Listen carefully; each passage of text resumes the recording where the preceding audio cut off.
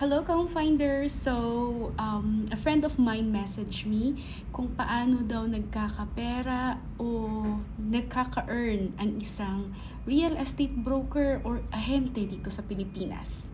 So first and foremost, we earn through selling. So selling hindi lang sa mga subdivision but as well as sa mga brokerage. So may mga private na properties like bahay, lupa, beachfront, farms na hindi inside a subdivision.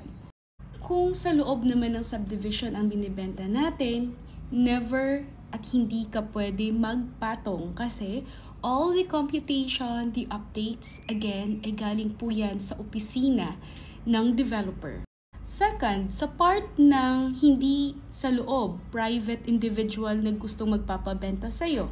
So maraming haka-haka at misconception na ang isang broker ay nagpapatong at natatakot sila makipag-deal nito. Siguro in the past you may have encountered but hindi ko talaga ma-imagine paano yun nangyari kasi an accredited salesperson or a broker is governed by law.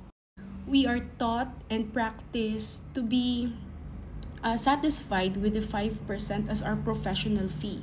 So it hurts to have the word commission. I want to have that as a professional fee sana.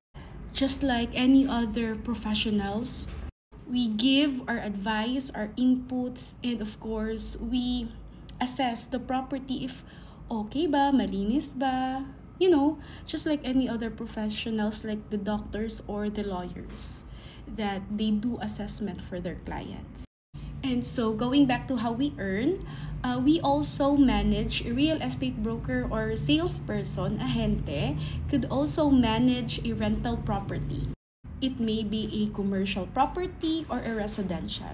Some of us also handles industrial areas.